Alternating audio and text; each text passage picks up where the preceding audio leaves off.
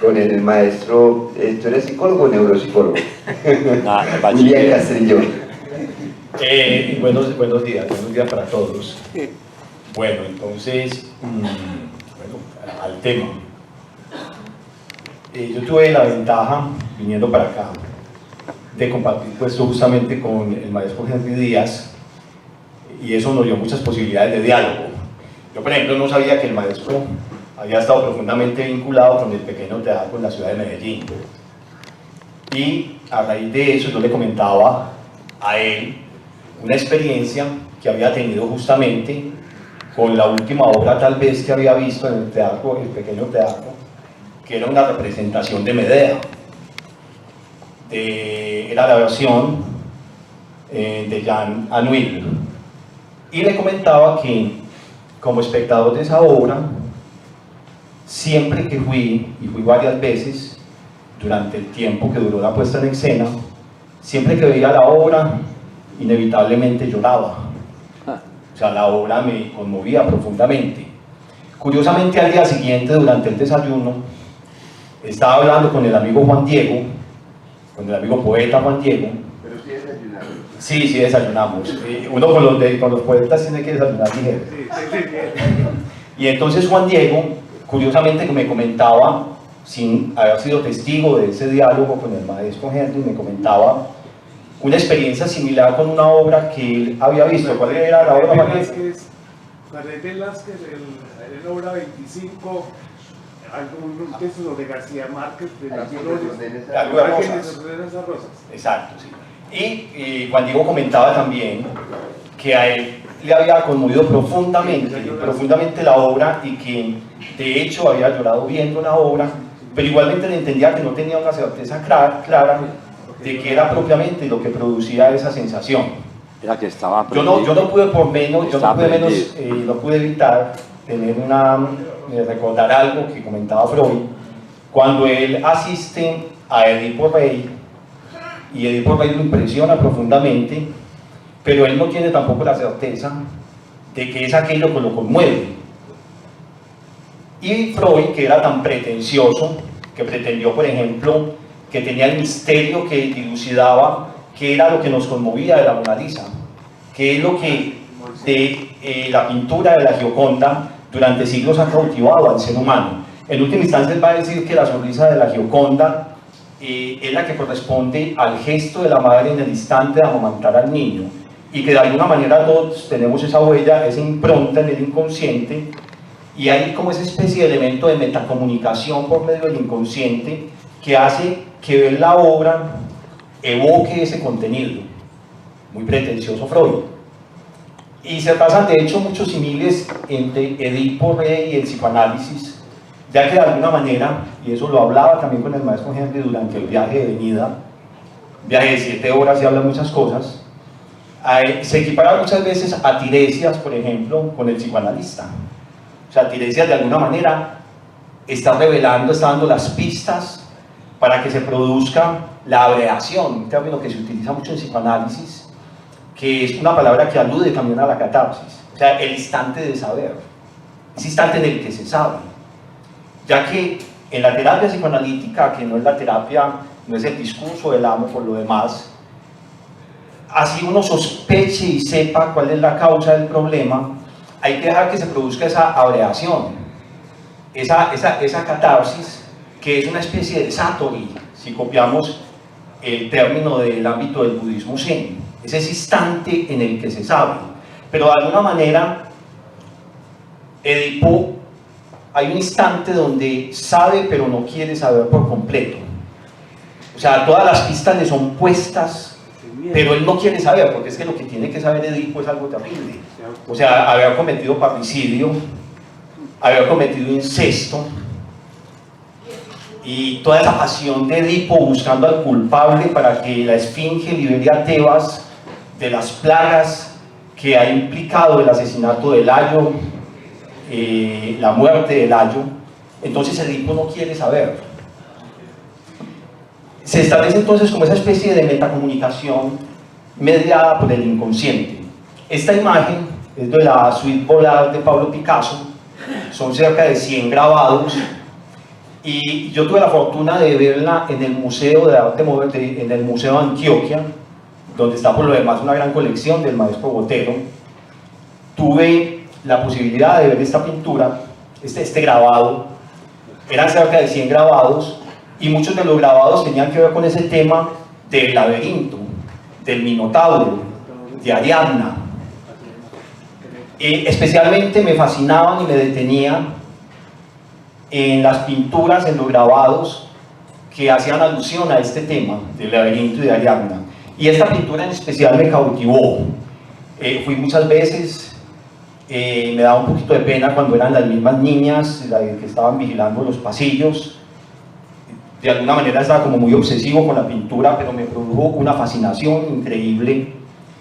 Picasso es Picasso, Picasso para mí es Dios en la pintura, y esta obra me parece de una belleza increíble, y me evocaba por lo demás también a un Nietzsche que en estado de locura creía ver en Cosima, estoy hablando de Cosima Lis, la hija de Franz Liszt, o sea, Cosima Wagner, la esposa de Richard Wagner, porque Nietzsche profesaba una gran admiración. Wagner era ya un tipo muy maduro y consagrado en Europa, y Wagner era un muchacho tal vez de 26, 28 años apenas, totalmente deslumbrado por la música de Wagner, hasta el punto de que escribe El origen de la tragedia, que toca mucho con el tema de ustedes. Y en ese origen de la tragedia, Nietzsche entonces va a plantear, frente a esa posición tagueteana de ese equilibrio de los griegos, cuando Goethe decía, pero ante todo no nos olvidemos de ser alemanes, y Nietzsche va a decir, no, que va, lo que pasa es que esos griegos también eran muy locos. Eran tan locos que no solamente tenían ese componente de lo dionisiaco, sino que tenían además ese componente de lo apolíneo, del equilibrio, sino que tenían ese componente de lo dionisiaco. Pero el libro cayó muy mal. De hecho, la comunidad académica de Basilea casi que veta el texto, y eso va a implicar incluso que a Nietzsche se le pensiona muy temprano, puesto que se suscita un escándalo. Él llega a Basilea. Yo recuerdo que Jung decía que en Basilea aún resonaba cuando él estaba la voz y los pasos de Nietzsche en los pasillos de la universidad. Y este Nietzsche llega con bombos y platillos y escribe un libro, puesto que uno de sus amigos le dice, bueno, escribí algo, pues, que eso hace falta, que un académico escriba algo, pues que es un profesor de filología. Escribe este libro que es incomprensible para los filólogos, puesto que se aleja por completo de la filología tal y como se entendía en ese momento. Se suscita entonces toda esta problemática, pero yo les confieso algo, es que yo en Nietzsche veo una especie de místico y de profeta perdido en el siglo XIX. Cuando Nietzsche en Zaratustra, en unos pasajes bellísimos, por ejemplo, habla de Zaratustra, es muy curioso. Él dice, refiriéndose a los bosques de Silmaría, él dice, Zaratustra en cuanto tipo me asaltó. O sea, Zaratustra, esa imagen de Zaratustra me poseyó. Pero Nietzsche también va a ser poseído por la imagen del eterno retorno, de esa imagen del eterno retorno que él plantea, que si uno tiene esa visión absolutamente aterradora y sin embargo es capaz de decirle sí a la vida, entonces uno es el superhombre. Sí, y lo dice de una manera muy poética, muy bella. ¿Qué pasaría si un demonio murmurara al oído? Y comienza a hacer toda una enumeración poética de cada cosa, cada instante se va a repetir de nuevo. Eres capaz de decirle sí de nuevo a vivir esta existencia. Y si dices que sí, efectivamente eres el superhombre. Pero Nietzsche está perdido en Basilea, en un ambiente académico, y es poseído por eso que en la teología de Rudolf Otto, teólogo protestante, se denomina el numen. O sea, algo que es tan poderoso que subyuga la mente del ser humano. Y eso a mí me conmueve porque en una lectura de un escrito muy juvenil, Nietzsche habla de cómo la visión de un eterno devenir en Heráclito es algo que no pertenece al campo de la conciencia, sino que es algo que lo asalta desde el inconsciente. Él dice, este tipo de ideas no provienen del ámbito de la razón y de la lógica, provienen de un trasfondo mucho más profundo. Y curiosamente a él le sucede lo mismo. En el Eclesiastés de Salomón hay esa misma visión. Cuando Salomón enumera cómo las aguas caen, cómo siguen un mismo ciclo, cómo vuelven, o sea, es la monotonía de la vida que conduce a Salomón a decir que todo es vanidad de vanidades. Pero Salomón tiene una ventaja. Salomón está protegido por un marco de creencias religiosas, donde al final de los tiempos los hombres justos participarán en un banquete en el cual incluso comerán de la carne del leviatán, y esa serpiente no va a alcanzar a morderse la cola, por el hecho de que, a diferencia del Ouroboros, el hecho de que Dios descanse de su creación el séptimo día hace que la serpiente no cierre ese ciclo. Pero la serpiente cierra ese ciclo en Nietzsche. Muchas gracias, hombre, Oscar Mario. Y no sé, pues más distante es el profeta a finales del siglo XIX. ¿Qué queda? Queda la locura. Queda la locura. Sí. Estos textos, de alguna manera, nos comienzan a remitir mucho antes que Freud al poder de las fuerzas del inconsciente. El inconsciente, había una visión desde la filosofía y desde la medicina. Básicamente eran aquellos elementos cuya intensidad no daba para que dichas percepciones pasaran un umbral hasta quedar en la conciencia. O sea, que eran casi elementos secundarios olvidados, pero con Freud vamos a asistir a un inconsciente actuante, condicionante y de hecho protagónico. Si en la tragedia griega los dioses manejan los hilos del destino humano y somos víctimas de esos dioses, para el psicoanálisis, esos dioses y ese Olimpo donde moran las divinidades va a ser reemplazado por los complejos del inconsciente, por las cargas afectivas del inconsciente. Entonces, ya no son los dioses los que manejan el destino del hombre. También Nietzsche veía en ese elemento trágico de los griegos el gran valor del pueblo griego.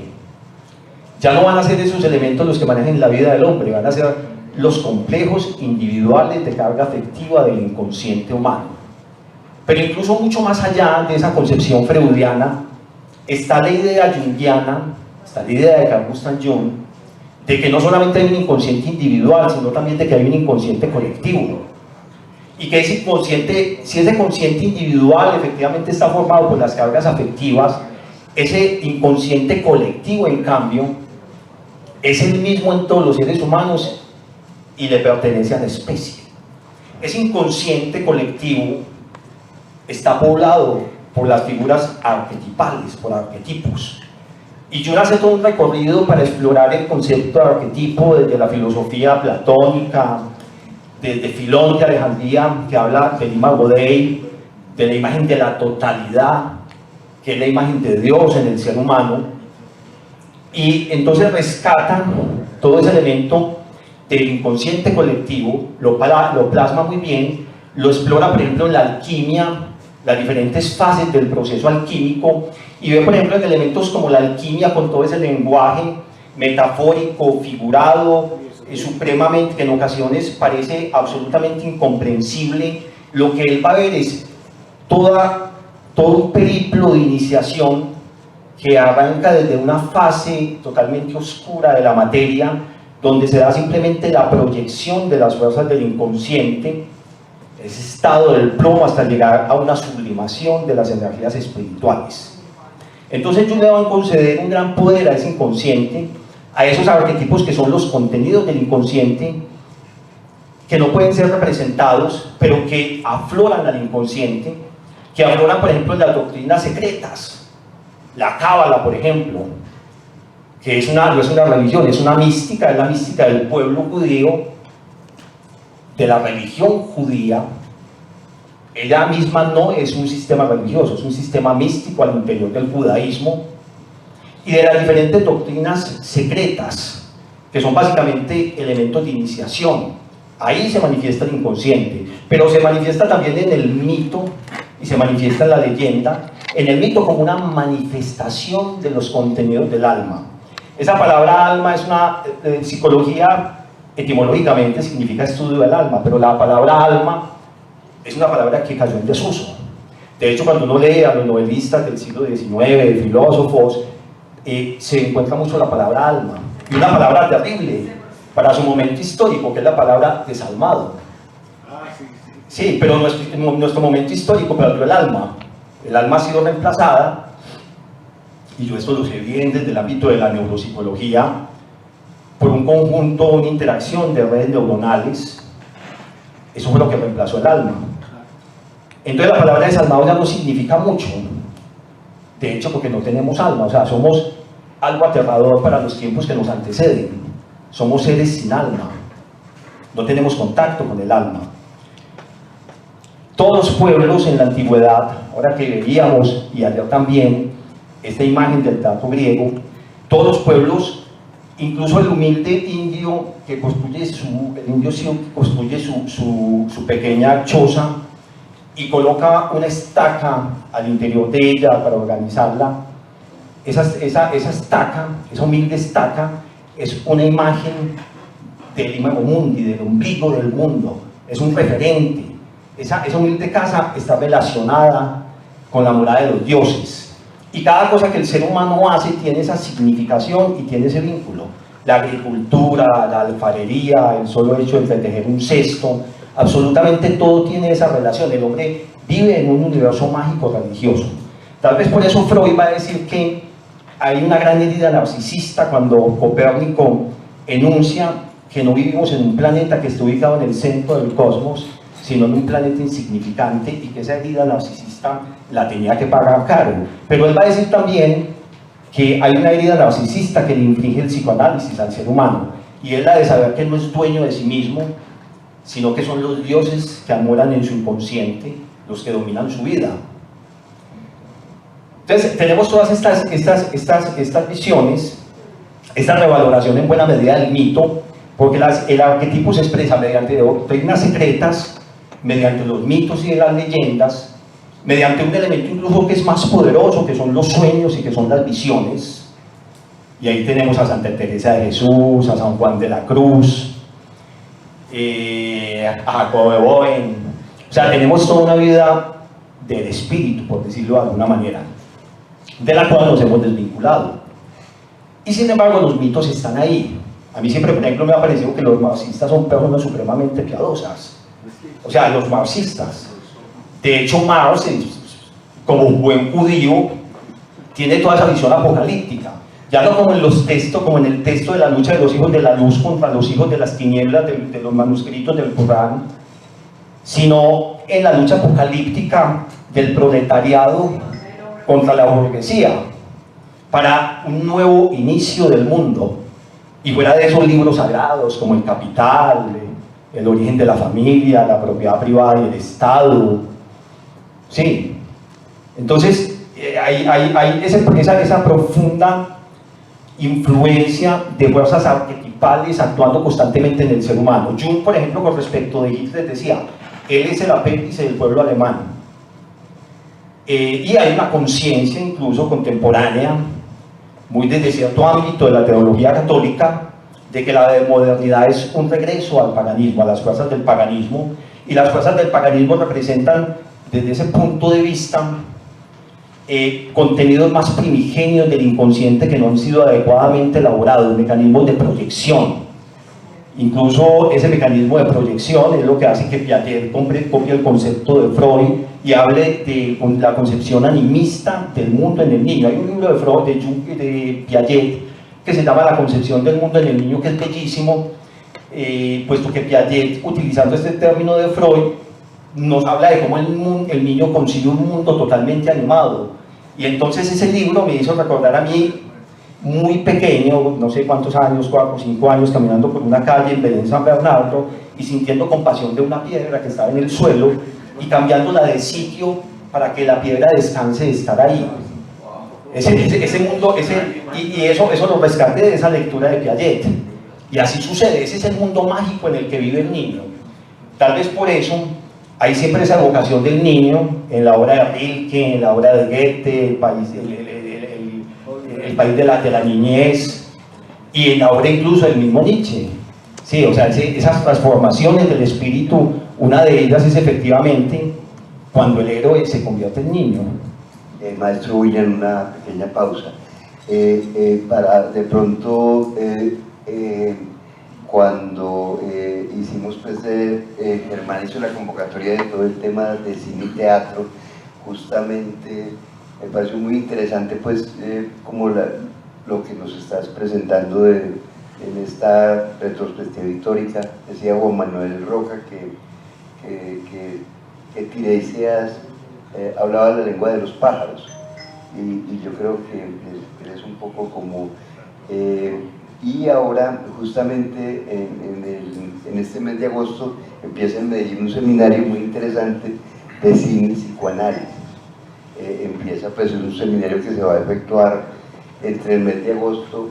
Tengo entendido que ya se está haciendo en el Colombo Americano, que lo maneja este Mario. Mario Restrepo, es que se llama el Mario. Sí. Eso se va a hacer, pues, ese seminario.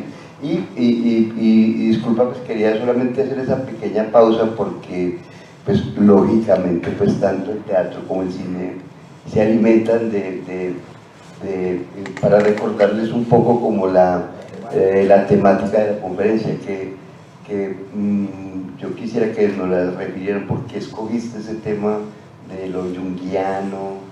¿Cuál fue como tu motivación para eso? No, en ese tema se escogió. Yo estaba aquí con el compañero tomando tinto por allá en la avenida La Playa, ahí junto al Pablo Tobón Uribe, y entonces me dijo, vení, acompáñame a Pereira, y entonces comenzamos a barajar unas posibilidades, una serie de temas, y a lo último escogimos el tema de Jung y de los arquetipos junguianos.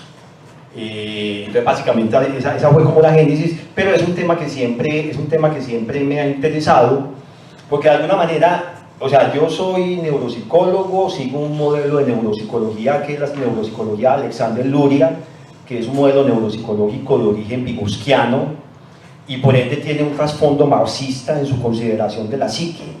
La neuropsicología siempre me llevó como una especie de callejón sin salida, con ese ego absolutamente materialista y positivista, pero entonces descubro en Luria, como buen continuador de la obra de Vygotsky, algo muy bello, y es que la unidad molar de medida de las funciones cognitivas del sistema nervioso es la acción como unidad molar de la actividad, y es la actividad, desde el punto de vista marxista, el elemento que está en medio de ese solipsismo al que se dedicó la filosofía, donde estaba un sujeto que conoce, un objeto a ser conocido, pero entonces ¿qué hay en el medio? ¿Qué hay en el medio? La actividad. ¿Y cuál es la unidad molar de la actividad? La acción. De tal manera que si la unidad molar del sistema nervioso efectivamente es la neurona, hay también una unidad molar de la actividad psíquica, más allá de lo material. Y esa actividad y esa acción están profundamente empapadas y embebidas de toda la herencia del ser humano, el idioma, la tecnología.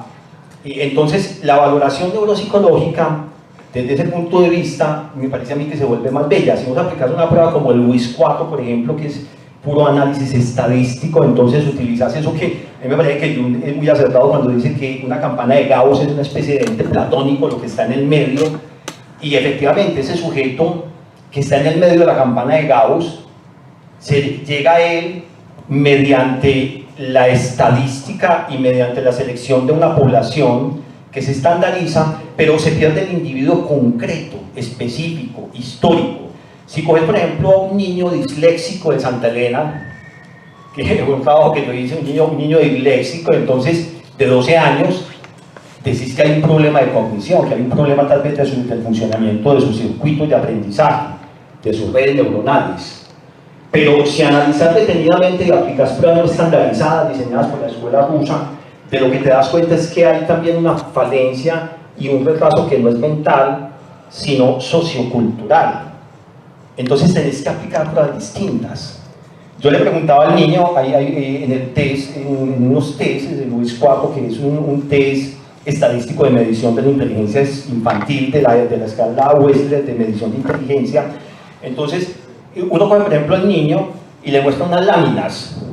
En la primera línea hay, por ejemplo, un bombillo, en la segunda línea, digamos que está el sol, y en la tercera línea hay, por ejemplo, una lámpara, una cerilla, y uno le pregunta, y hay varios objetos más. El niño tiene que establecer qué relación hay de esos objetos. Y ahí crea una categoría, que es la base del pensamiento conceptual, los objetos que dan luz. Son objetos que dan luz. Entonces yo le hago al niño una pregunta semejante. Yo le digo, fulano, ¿qué es una vaca? Pues un niño de 11, 12 años debe decir, una vaca es un cuadrúpedo, es un mamífero. Y el niño me dice, una vaca es para vender. Pero cuando yo hablo con los papás del niño, estoy haciendo una entrevista con los papás del niño y les pregunto para que la vaca sobre la vaca que hay allá, en el fondo de la finca de ellos, la mamá me dice, esa vaca es para vender. O sea que el niño tiene una definición totalmente acertada con respecto a su contexto. Ahora, cuando yo le pregunto sobre las diferentes plantas medicinales de la finca, el niño me dice, esta hierbabuena, esta es tomillo, esta sirve para esto, mi abuelo la vendía tanto, la minorista. El niño tiene pensamiento categorial, pero es un pensamiento categorial inmerso profundamente en sus circunstancias sociohistóricas. Por eso incluso a mí me parece que uno tiene que tener mucho en cuenta eso.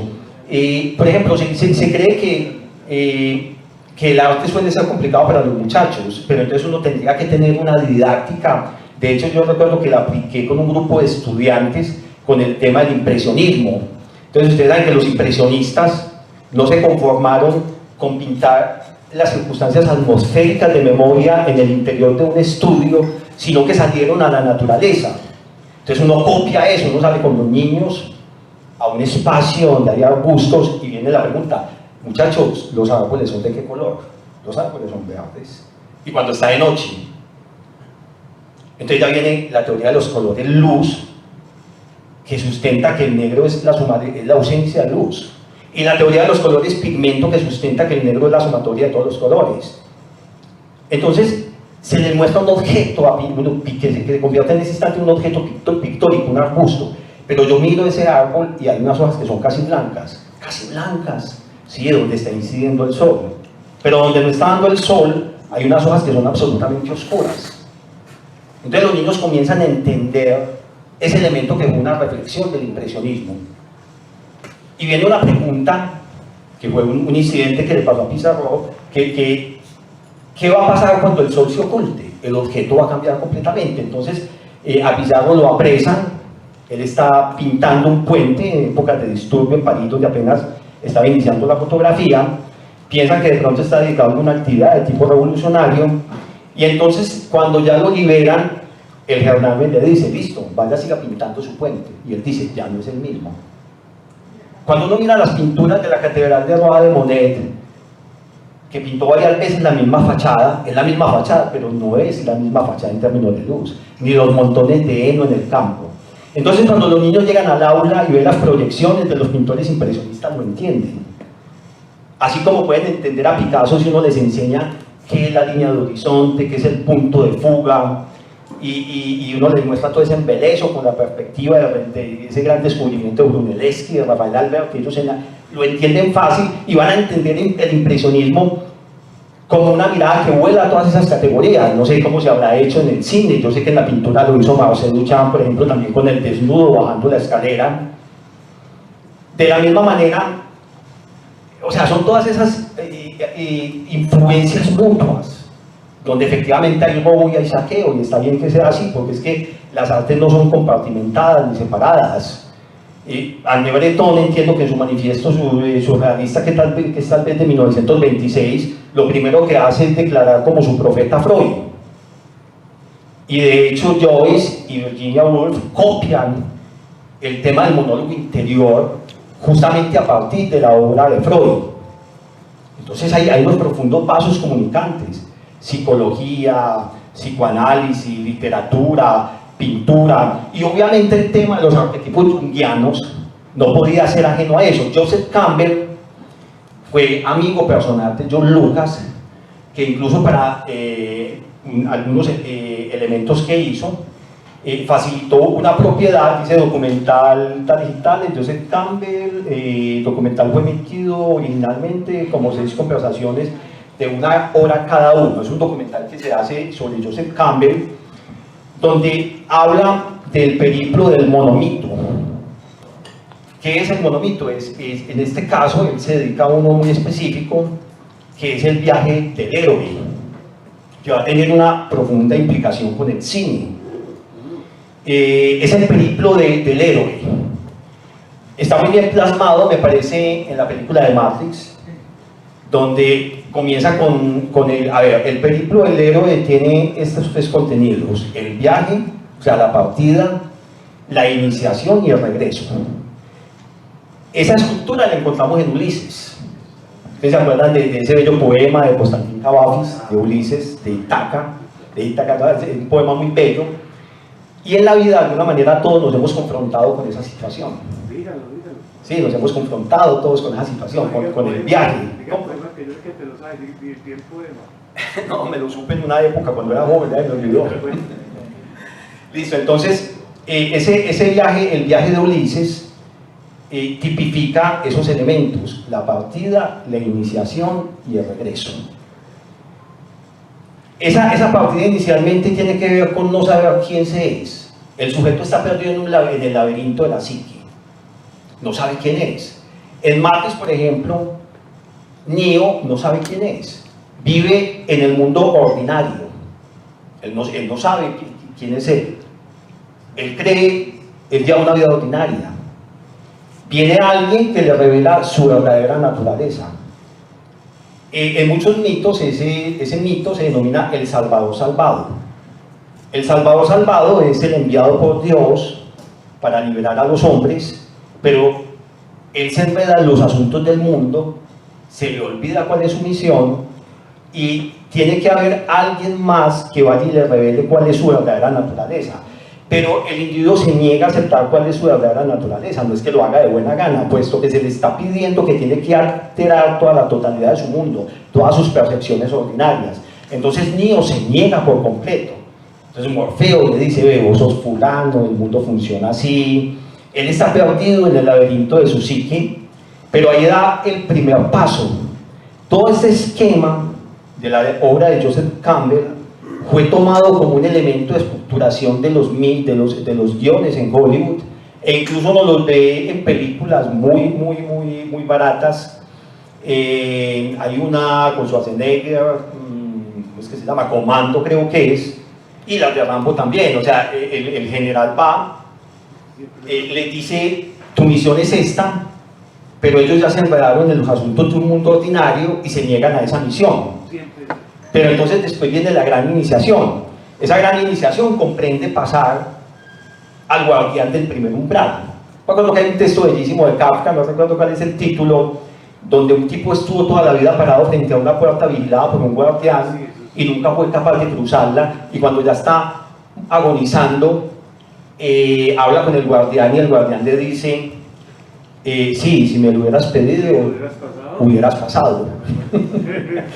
es un cuento que no llora nomás. Que no llora nomás, un cuento muy bello de Maupassant, y yo se lo decía anoche a alguien, porque en ese cuento muy bello de Maupassant, un hombre ya anciano, en esa época obviamente de tanta protocolo con respecto a lo erótico y lo sexual, el hombre anciano estuvo enamorado de una mujer muy bella, que ya igualmente es una anciana también, y él recuerda una tarde que estuvo con ella en el bosque. Y él dice: ¿será que hubiera pasado algo? Si yo me hubiera atrevido. Y esa duda lo carcome y va donde ella y le pregunta, y ella le dice: claro que hubiera pasado algo. En otras palabras, he dicho crudamente: si me lo hubieras pedido, te lo hubiera dado, pero no lo hizo. Entonces yo muchas veces le cuento ese cuento a mis amigas para justificar, pues, porque yo digo: no, después me coge remordimiento en plena vejez, porque no. ¿Sí o qué? Entonces ese cuento, entonces acá es algo parecido. Está el guardián del umbral, o sea, el individuo es iniciado.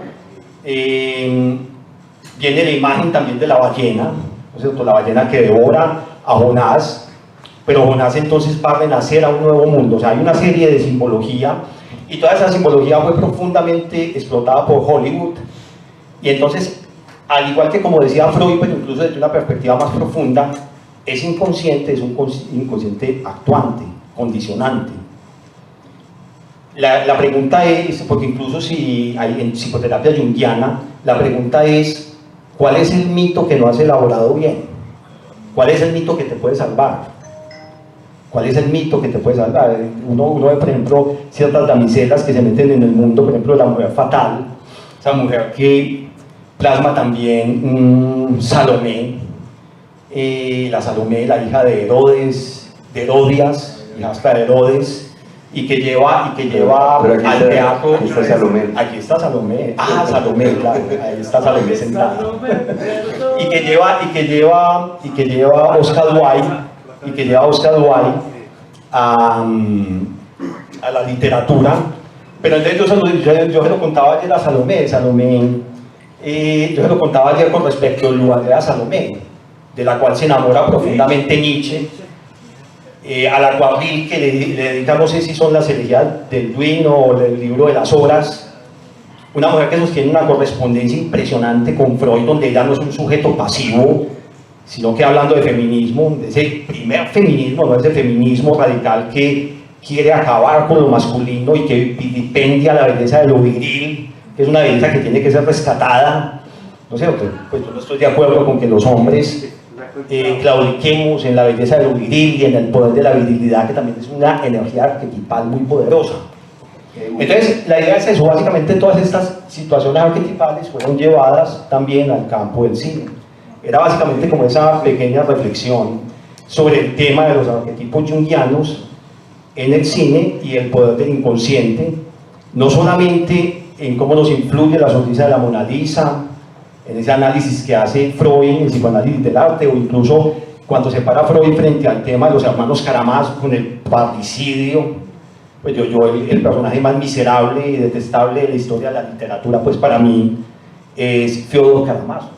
Pues es un tipo despreciable desde que la obra se inicia, y es justamente su hijo epiléptico el que lo asesina. No es ni Aliot, no es Iván el intelectual, ni es Aliocha el hombre de Dios, ni es Dimitrio, que es el hombre apasionado y poseído por sus pasiones, por el Eros y por el Tánatos también. No, es el sirviente de la casa, que es el hijo bastardo de él, epiléptico, al igual que el epiléptico Dostoyevsky, y que era igualmente un jugador empedernido. Por eso casi que el jugador de Dostoyevsky es un tratado de psicopatología en el campo de la ludopatía. Entonces, también el cine es factible enfocarlo desde esas reflexiones de la psicología junguiana. Muchas gracias. Pues yo les voy a ser muy sincero, pues el primer día que yo conocí a William no fue en un bosque. Menos mal. Pero les digo, una conversación como de 4 horas, yo dije, esto me da pie a pensar, hermano Juan Guillermo, de una vez ir sugiriendo cuál será el siguiente tema, porque, mejor dicho, él es una persona que le formula a uno muchas preguntas. Siempre uno después de que habla con él dice, ¿pero qué me quiso decir? Bueno, y entonces... Indirectas de que me preste plata y no las capta. Entonces les queremos compartir un texto que me parece que puede ser también una ruta de navegación. Es que hay una persona que conocí gracias a Jairo Cruz Silva, que se llama Jordi Bayó.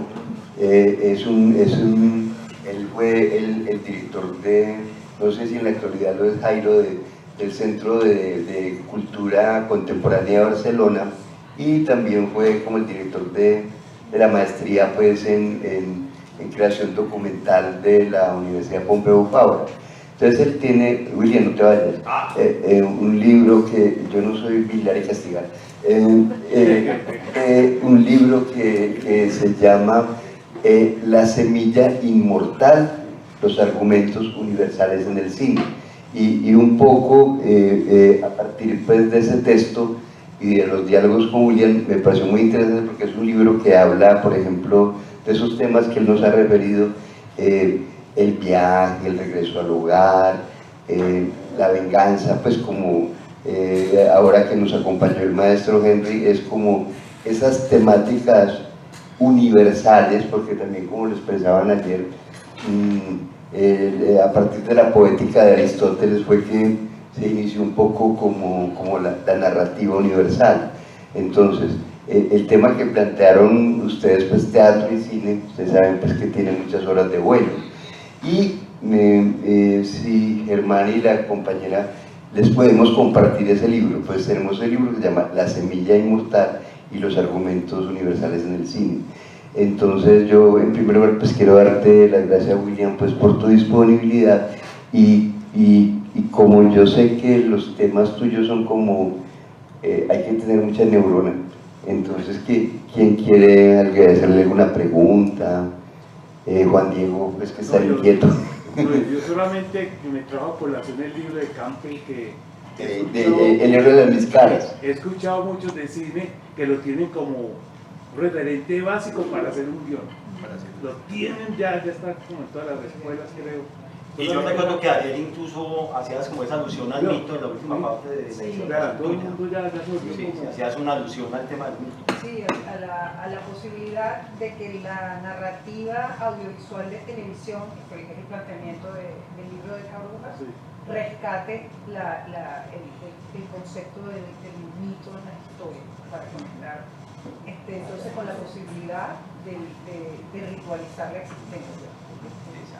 Sí, porque incluso desde la psicoterapia junguiana, justamente, si uno no entiende cuál es el mito que lo posee, que lo domina, se produce la enfermedad. Y casi que a nivel social también se deberían de comprender esos mitos. Cuando yo, por ejemplo, hacía el análisis... Pero ¿cómo eso un poquito más despacio? Sí, ¿cómo así que...? ¿Cuál es el planteamiento? O sea, a ver, el planteamiento es que en la psicoterapia junguiana se intenta vislumbrar cuál es aquella falla, digamos, de tipo mítica, cuál es aquel mito que no es operante en el sujeto, o cuál es aquella figura mítica que lo posee, y cuál es aquel mito que, como el hilo de Ariadna, lo puede sacar del laberinto. Pero incluso Jung la utilizó también en términos sociales cuando hizo ese análisis del nazismo, y él dice, no, es que el cristianismo es una capa muy débil sobre la cultura del pueblo alemán, pero el dios Wotan sigue habitando en el inconsciente de ese pueblo. Es muy común una crítica muy feroz al cristianismo. Se olvida que durante mucho tiempo lo que denominamos Occidente no fue Occidente, sino que fue la cristiandad. Y toda la enseñanza, porque es que la universidad nace de las órdenes religiosas del Cluny, de los benedictinos, la suma teológica, Santo Tomás de Aquino, esa belleza que es la poesía de San Juan de la Cruz, de Santa Teresa de Jesús. Todas esas cosas se olvidan. Es que humanizar al hombre ha sido muy difícil, y sacar al hombre de las fuerzas primordiales de la proyección de su energía psíquica hacia el exterior, para darle eso que Jung denomina el alma individual que se concede por medio del bautismo, ha sido muy difícil, porque la tendencia de la psique humana es disgregarse en los poderes de la naturaleza. Por eso ciertas tendencias modernas, justamente dentro de ese enfoque junguiano, aparentemente son muy de la posmodernidad, pero desde una mirada muy de la obra de Mircea Eliade, son profundamente religiosas, con el profundo peligro que no saben que lo son, Sí. O sea, cuando el hombre no tiene a Dios, se pega de cualquier bagatela, casi que es la conclusión general. Y elige cualquier ideología como religión, sea el marxismo, o sea, le rinde culto a cualquier cosa. Sí, exacto. ¿Cuál es el mito que secunda la producción cinematográfica coreana? En este caso, hablemos de Parásitos. Bueno, a ver, yo les comento una cosa, o sea, yo en el ámbito del cine, del teatro, yo acá soy un aprendiz. Ahora me preguntabas que si yo sabía mucho de cine, y no, yo francamente no sé mucho de... Soy un buen espectador más bien. O sea, yo recuerdo que Borges decía que uno se puede jactar de lo que ha leído. Yo me jacto también de lo que he visto, de lo que a nivel de arquitectura, de pintura, de cine, de teatro, pero acá en medio de esas intervenciones tan geniales que he escuchado en estos días, sí, yo me ubico como aprendiz, como aprendiz.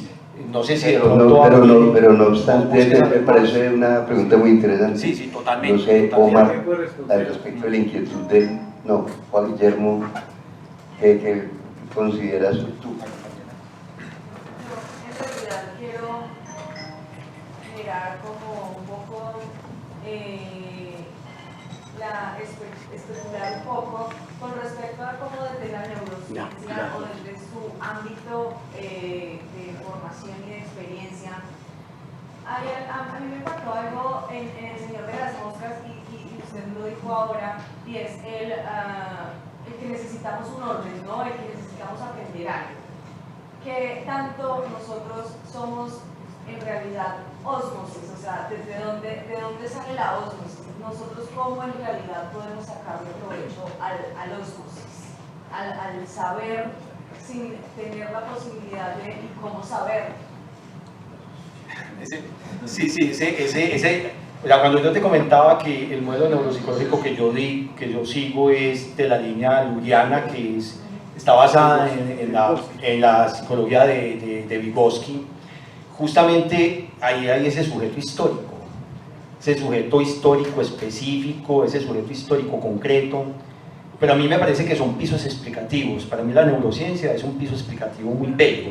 Yo recuerdo que cuando era niño yo sentía una fascinación especial cuando pasaba con mi mamá por la fábrica de Postobón, y era factible mirar el interior ahí por punto cero, era factible, ya que es un motel por los lados, era factible uno mirar por las paredes que eran de cristal, todo ese proceso mecánico del embotellaje, del envasado, el cierre de la botella y todo lo demás. La neurociencia tiene mucho de esa mecanicidad y tiene mucho de una gran soberbia de acuerdo a la cual ya el ser humano está totalmente explicado, está totalmente comprendido y se puede desprender del mito, de las grandes imágenes religiosas, del mundo del sueño.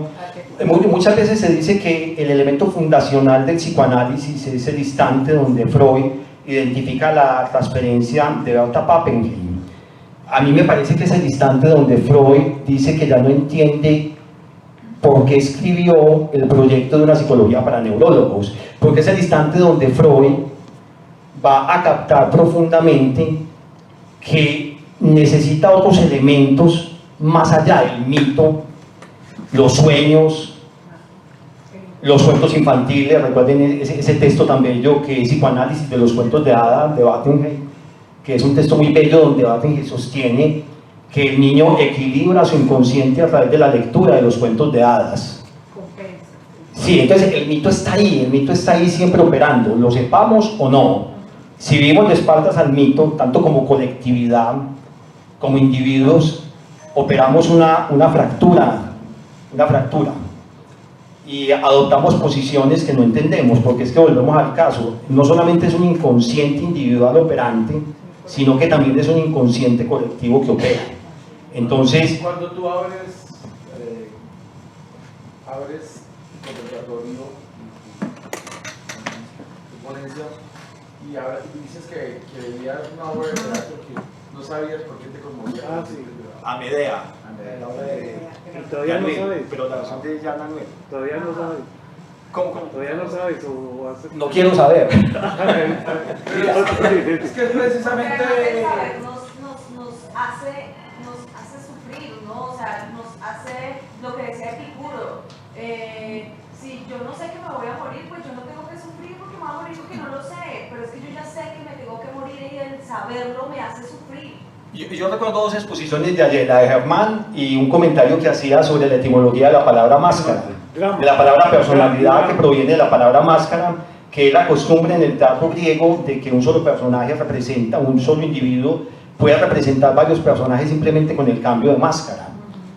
Sí, y efectivamente en psicoterapia es algo parecido. Uno de los miembros del movimiento psicoanalítico sostenía que la personalidad es una especie de psicosis individual que se sufre en secreto.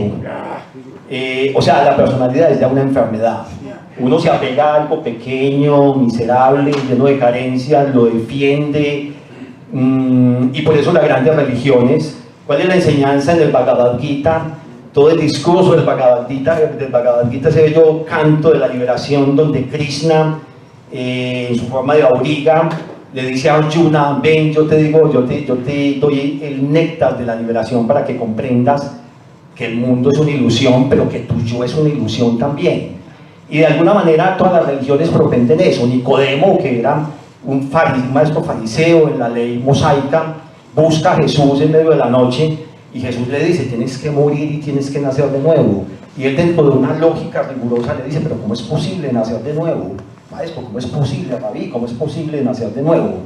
Entonces esas muertes y esos renacimientos, porque de alguna manera el hombre es iniciado de muchas maneras en el mundo del dolor. La leyenda, por ejemplo, de Siddhartha Gautama, el Buda, ¿no es cierto? Que cuando sus padres descubren que va a ser el Buda, justamente, que es más que un personaje histórico, es una condición espiritual, pero entonces el príncipe Siddhartha de las dinastías, los Sakyamuni, descubre las 4 nobles verdades: la vejez, la enfermedad, la muerte. Yo recuerdo una labor de psicoterapia con alguien, un empresario muy importante, que efectivamente descubre que la muerte existe, o sea, tiene el lugar perfecto, y de pronto en un accidente de tránsito muere su hija y su esposa, y descubre que la muerte existe, porque la muerte generalmente o sea, de alguna manera, como decía Freud, nuestro inconsciente se considera inmortal, pero de pronto la vida le revela esas situaciones a uno, y lo pone en una situación de límites, porque es que el placer no se cuestiona. O sea, si yo estoy tomándome un Cuba libre en una tarde soleada al borde de una piscina, yo generalmente no estoy dispuesto a entrar en una profunda reflexión que no sea el bikini a las muchachas. Claro. Pero si de pronto me sobreviene una enfermedad o me diagnostican un cáncer, entonces hay una profunda reflexión de la vida. Entonces, de alguna manera, la leyenda del Buda, el mito de Siddhartha descubriendo las 4 nobles verdades, eso sucede. De pronto uno descubre que existe la enfermedad, así como la descubrió el príncipe Sakyamuni, que existe la muerte, uno vive de espaldas a eso. Entonces yo creo que el arte me parece que es un camino, el arte, el mito, la poesía, la literatura, el teatro, el cine. O sea, yo creo que todos estos elementos son elementos de liberación. La arquitectura, o sea, Nietzsche decía que sería de un mundo sin música, pero yo me pregunto también qué sería de un mundo sin poesía, sin literatura, qué sería el mundo sin cine, sin teatro. Sí, porque incluso Germán hacía esa reflexión. Es que el teatro está también ahí en la cotidianidad, y justamente en el teatro de la cotidianidad y de la vida nos ponemos esa máscara que llamamos personalidad. Y es